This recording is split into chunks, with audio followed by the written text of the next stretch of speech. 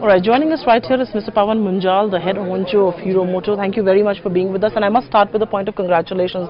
We interviewed the CEO of Aberdeen yesterday, Martin Gilbert, and I asked him some of the top picks in India, and he said Hero Moto is one of them. So I think many congratulations on the way you do your business. Thank you very much for that. And the way you run You're it, meeting sir. the right people. Yes, and the way you run your business.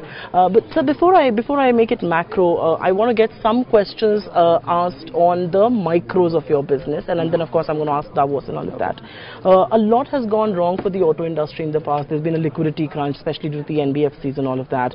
The crude oil prices were up. Industry was going through a crisis. The September quarter was not a good one. Is the worst behind us? You're right. Some of the parameters have not gone well for us.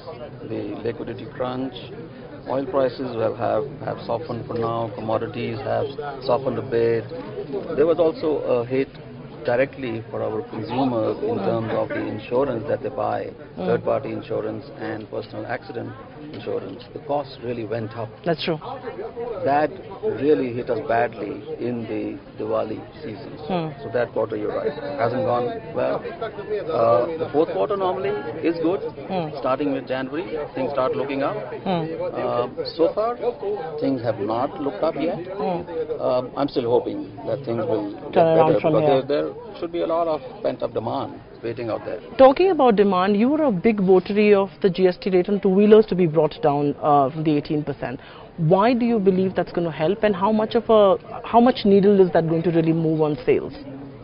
Look, a large part of our sales are in the 110 and 125cc for the common person, for the common man, for the masses.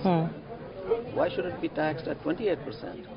28% is for luxury goods, etc., etc. That's a big chunk. True. It should at least come down to 18, if not 12. And that's a big help. This will be a big help. Absolutely. Customers. But you know, talking about your business, and I think the one thing that your business is going through some amount of pain is the fact that there is a slowdown, and then there is a cost issue here. You know, the transition to BS6, two-wheelers are sensitive customers. They are very sensitive to any price revision that happens. Given that concern, is there going to be a change in your pricing strategy, or are you going to really stick to features over pricing model that you have so far followed? No, this is all WIP right now. That's right.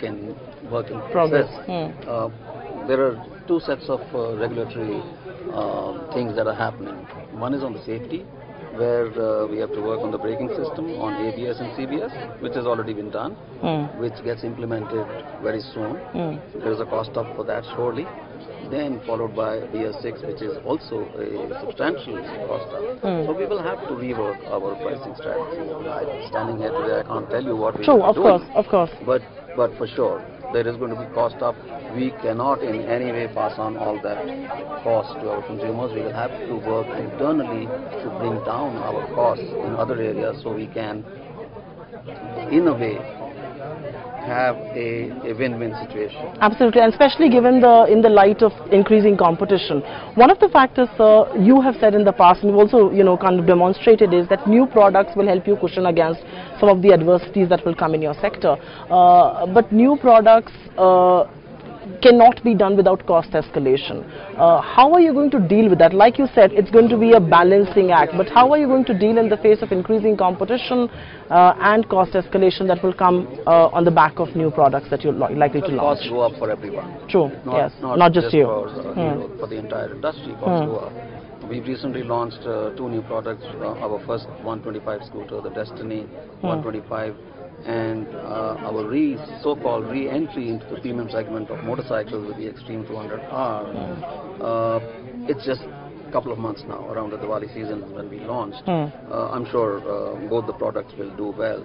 And all of this is very soon going to be followed with multiple launches in both the scooter and the premium segments. All of that, I'm sure, is going to help us in raising our market share in both the scooters and the premium segment, where today we have smaller market shares. You know, I'm going to shift from the micros to the big macros, and I think in an election year, typically the sale of motorcycles go up. Is that going to be a big impetus to demand? Is that going to be a big impetus to your growth? And is increasingly also, for players like yourselves, delivering double-digit growth becoming a more daunting task?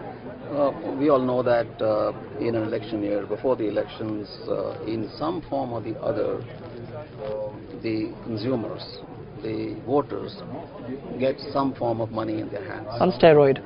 Some steroid, whatever you call it. Now that money is used to buy stuff that they want to buy. And one of the things that they buy is motorcycles and scooters. So it is an impetus to our sales as well. Two quick last questions. This is an election year. The Modi government goes in for a re-election. The opposition is upping the ante. How do you see the scales being balanced right now? What is your big assessment of the performance of the last 5 years? Which are some of the hits that you think there are and the misses that should have been avoided? I'd say that this is a very interesting election, the one coming up right now. Lots of challenges for lots of different political parties, lots of individuals. It's going to be interesting to see how things pan out. As we stand today, it's a tough one for Either of the sides. Looks like either of the two big parties. But going forward, how things pan out for them, how they go out convincing their voters and how they tie up their alliances, all of that is going to be crucial for both the parties. So a last question then, because it's looking increasingly tough for either of the two sides to get a brute majority, investors and industry somehow are very wary of coalitions, fractured mandates and all of that. Is that something you're wary of, or do you believe we've been there, we've dealt with coalitions, the reform trajectory has stayed? I'm resigned to the fact that going forward is going to be coalitions. The era of coalitions, yes. We are seeing that. We are seeing regional parties getting stronger. We are seeing them getting a huge amount of votes in their own states, etc., etc.